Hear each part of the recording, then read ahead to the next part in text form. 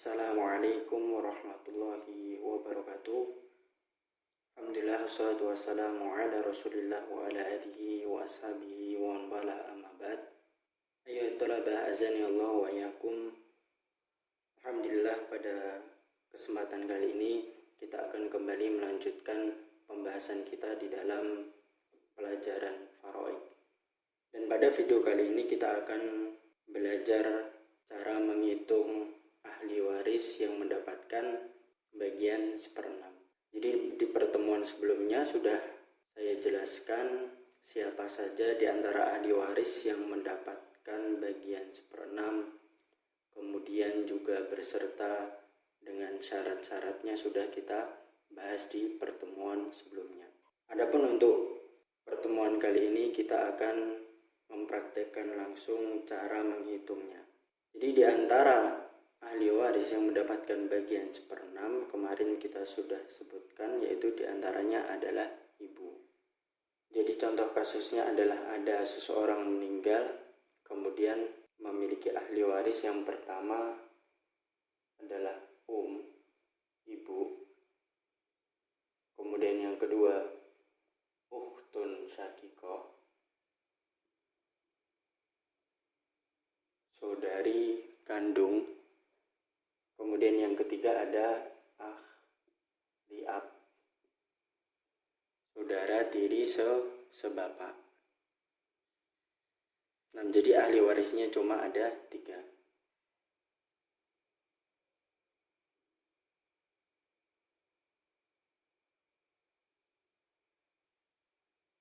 Nah, untuk di sini dia mendapatkan bagian 1/6.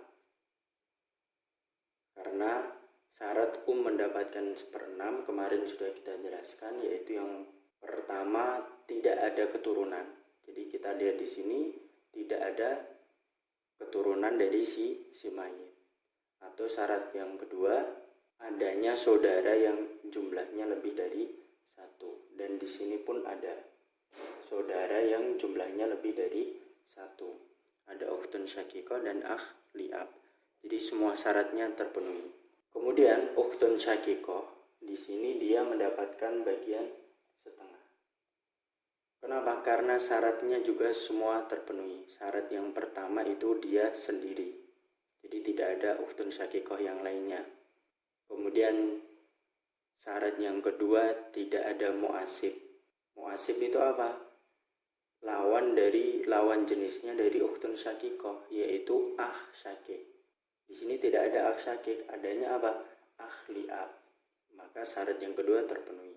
Kemudian syarat yang ketiga tidak ada keturunan. Di sini nggak ada keturunan. Kemudian syarat yang terakhir tidak ada bapak maupun kakek. Di sini pun tidak ada kakek maupun bapak. Maka ukhtun syakikoh mendapatkan bagian 1/2. Kemudian liab, karena dia laki-laki sendiri, maka dia mendapatkan jatah asobah atau bagi. Nah, setelah kita mengetahui jatah masing-masing ini, kemudian langkah berikutnya kita mencari aslul masalah atau pokok permasalahan. Aslul masalah itu dari mana? Yaitu KPK dari 6 dan 2. Jadi KPK dari 6 dan 2 itu adalah 6. Maka aslul masalahnya adalah 6. Pokok permasalahannya adalah 6. Setelah kita mengetahui pokok permasalahan, kemudian pokok permasalahan tadi ini buat membagi jatah bagian yang sudah kita ketahui tadi. Jadi 6 ini dibagi 6 sama dengan 1. Jadi mendapatkan 1.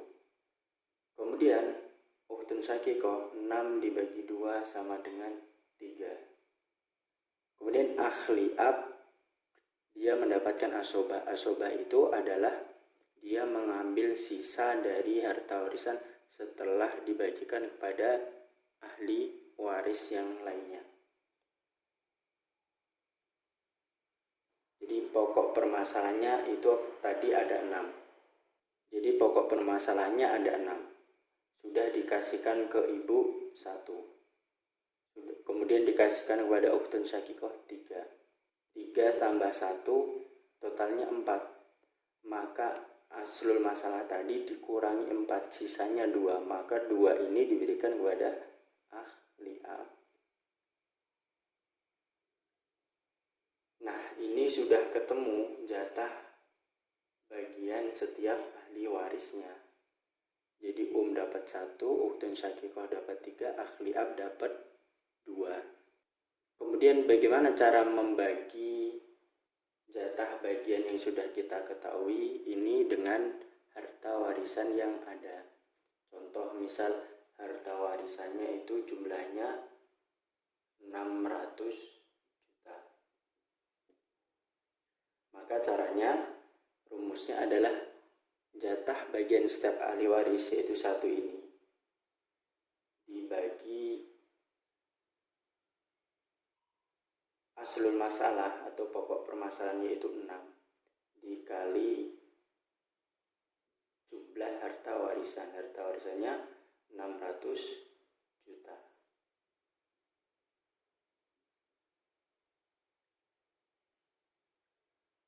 Maka hasilnya berapa?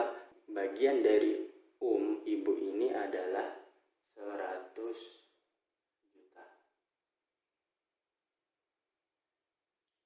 Karena 600 juta dikali 1, 600 juta dibagi 6 sama dengan 100 juta. Jadi mendapatkan 100 juta. Kemudian ukhtun syakikoh, saudari kandung. Jadi rumusnya sama, jatahnya dia yaitu 3 dibagi aslul masalahnya tadi yaitu 6. Kemudian dikali harta warisannya tadi 600 juta. Maka hasil dari 600 juta dikali 3 dibagi 6 itu sama dengan 300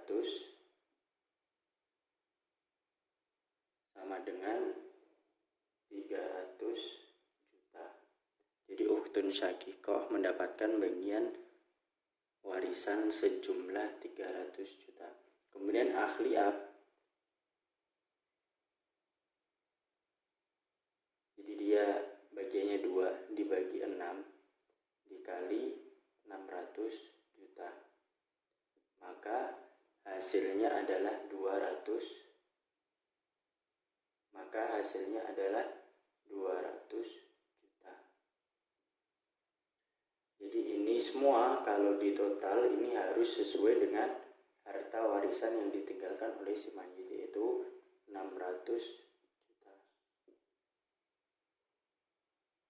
Jadi seperti ini